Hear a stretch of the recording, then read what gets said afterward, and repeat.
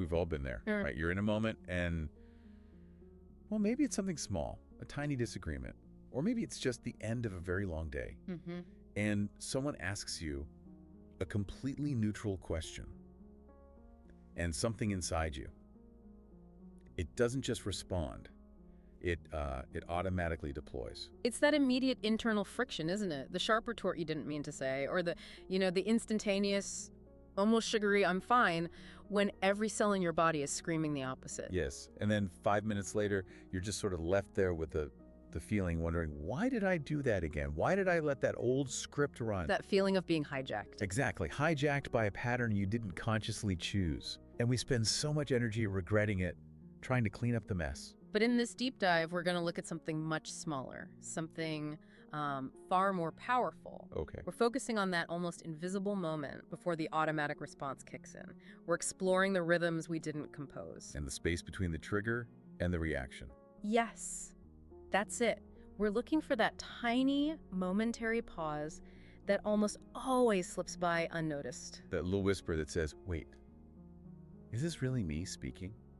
It sounds like such a small thing. It is, but that's the tremor of awareness. Yeah. And it changes everything. Once you catch that whisper, once you just notice that the pause exists, it creates an opening. And that's the invitation to choice. That's the foundation of agency. Okay, let's unpack this, because these automatic reactions, these scripts, they're very specific, aren't they? I mean, we see them everywhere. The immediate apology when you haven't done anything wrong, the big laugh when someone says something that actually hurt.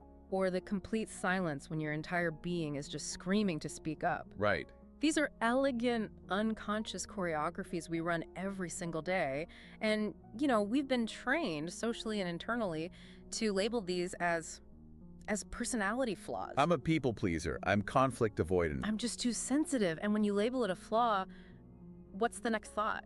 I need to fix it. I need to get rid of it. But we have to fundamentally shift that viewpoint. These are not flaws. They are sophisticated survival strategies. Survival strategies. They are choreographies invented by a younger self who needed them to stay safe, to keep love, to avoid abandonment, or just to manage a completely chaotic environment. So if I always react to criticism by just shutting down, that isn't a failure now. It's what? An artifact. An echo of a time when shutting down actually protected me from something worse. Precisely.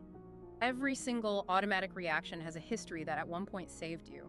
The child self hid their real anger because showing it meant punishment or maybe love being withdrawn. And even if the adult is safe now, the old strategy is still running. Because it's efficient, it's familiar, it's become background noise. It doesn't need to be consciously deployed anymore. So the crucial question in the moment is, who is speaking?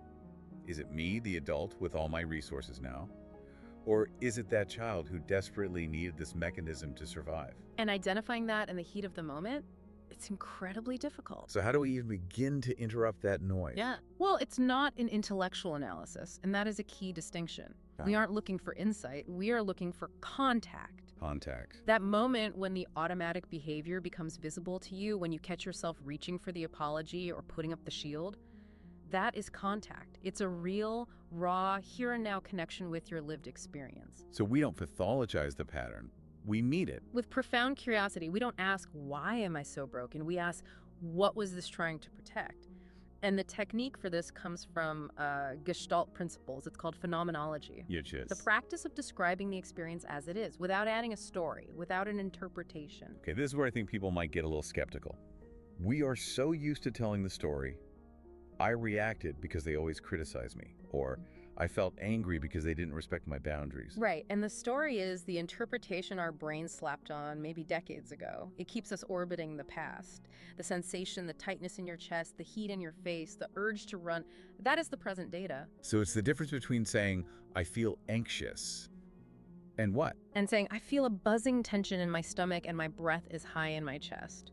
One is interpretation, the other is phenomenology. It's undeniable. It makes the emotion something tangible, something you can stand next to, instead of this vague cloud you're lost in. Exactly. Let's try this now. For anyone listening, just gently bring to mind a very minor, recent automatic reaction. Maybe that moment you wanted to say no and you just heard yes come out of your mouth. Don't analyze why you did it. No, just breathe into the memory of that moment and just notice. Where do you feel the residue of that forced agreement? Is there a tension? a subtle contraction somewhere. Does the space behind your eyes feel heavy, maybe? Just notice the shape of it, the texture, the simple act of noticing, of feeling that raw, pure sensation. That is an act of presence. And presence is the one thing the automatic script can't tolerate. It can't. When you simply notice the automation without judgment, you create a crack in the script. You transform the pattern long before you ever try to force the behavior to change. So the change doesn't come from willpower. It comes from paying such close attention that the behavior can't operate in the dark anymore. It's brought into the light of the present. And this brings us to the body. Because automation isn't just a mental habit, it is profoundly, physically embodied. The body is the archive of all those old survival choices. It's the perfect archive. The body remembers, even when the thinking mind moves on. Think about how deeply held these are. The breath that gets shallow right when you're about to agree to something you don't want to do. The throat tightening to suppress a no. Or your shoulders hunching, just slightly bracing for criticism that might not even be coming. These are physical memories of choosing survival over authenticity over and over again. And these physical contractions, they're what keep the old cycle of experience from completing. That's right. The natural human rhythm is sensation, then awareness, then mobilization, the urge to act, then action, contact, satisfaction, and finally, withdrawal.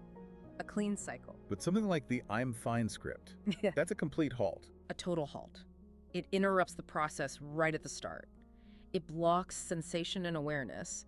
You're choosing the immediate safety of hiding over the truth of what you're actually feeling. And that block, that unfinished movement, it doesn't just go away. No, that's the critical tease. Unfinished cycles don't disappear. They wait.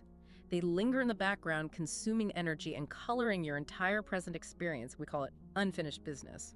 And it lives palpably in the body. And if those old, uncompleted feelings are always there, just simmering in the background, it makes sense that they would bleed into the present. That's projection, isn't it? It's the driving force of projection. You find yourself reacting way out of proportion to a minor comment from your boss. Not because of what they said now, but because the tone or the context is hitting an old familiar frequency. Or you pull away from a partner who's offering genuine support because your nervous system registers their presence as the potentially dangerous presence of someone from long ago. So the present moment becomes this huge screen where we just project our old, unresolved history. We're fighting a ghost from the past. Exactly. And the revolutionary shift that awareness offers is the ability to reclaim your agency from that ghost. It means moving from, you are making me feel this way, to internal ownership. I'm feeling this right now, and this feeling belongs to me. That shift from you to I sounds so simple, but it might be the hardest move a person can make. It is. Because now you have to actually hold the intensity of the feeling yourself instead of throwing it at someone else. It demands that you confront what your younger self decided was too dangerous to hold. And when you do, that automatic reaction is the most obvious thing you see. It dominates the landscape. We see the explosive anger or the complete shutdown, and we think that's the problem. We call that the figure. The automatic reaction is what's in focus. But if you look deeper, underneath that figure lies the ground. And the ground is? The ground is what's being avoided, what's being protected. It's the unspoken need, the buried grief, the fundamental fear of not being enough. So the work isn't to just get rid of the figure. You can't just stop apologizing overnight. No.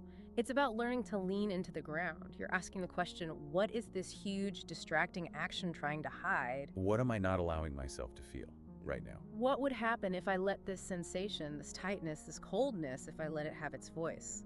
The fear, the resistance is often intense. It echoes those old lessons. If I let myself feel this sad, I'll never stop crying. If I say what I really want, I will absolutely be rejected. And those were once survival facts. But now they are ghosts. And standing there facing that raw vulnerability, that deep need that the old program was hiding, I mean, that has to feel terrifying. It leaves you at the threshold of change. This is why we call this work reclamation, not self-improvement. You're returning to someone you have always been. But couldn't afford to be when you were younger. And the goal isn't to instantly change the behavior, it's to complete the cycle that the automation interrupted. I think a lot of people assume completion has to be this huge, dramatic thing. A big confrontation. But it's almost always much quieter than that. Really? Much quieter. Completion is often internal relational repair. It's placing a hand on your own chest and saying to that old, terrified part of yourself, I see you, I remember what you had to do to survive. And I am so afraid to need this now, but I will not abandon you for it. It's giving yourself the witness that the automation was asking for. It was a strategy designed to survive the absence of a witness. And now you are offering that witness to yourself. Or it's simply allowing your breath to deepen when it usually would have frozen to suppress the truth. It's the moment the body is allowed to complete the movement it suppressed. So maybe that means shaking, or a deep sigh that finally lets go.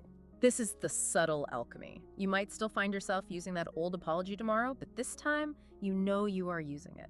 And when you know you're doing it to avoid conflict, that action is no longer weakness. It's data. It's contact. And the subtle transformation is that repetition, when it's infused with awareness, becomes a new beginning. We don't stop fighting our patterns, we stop fighting ourselves. So the goal is not the absence of automation at all. It's the quality of your relationship with it. Feels, I don't know, very gentle, messy. It is. There is no map. There's only an invitation to stay curious and to experiment. Okay. And if we can leave you with one immediate experiment to try, it's this.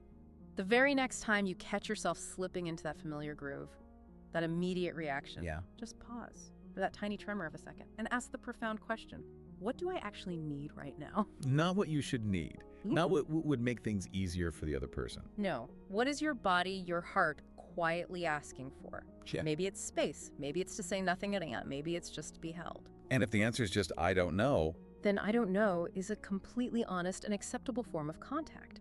Healing isn't in the absence of automation. It's in the willingness to meet it. When patterns become messengers instead of enemies, you transform avoidance into presence. the most courageous thing you can do then is just stand in the middle of your own becoming. Not waiting to be fixed, but just being. Yeah. Here and now, with all of it. That means you are in contact, and contact, as messy and imperfect as it is where life and true change actually happen. That is where the quiet revolution begins.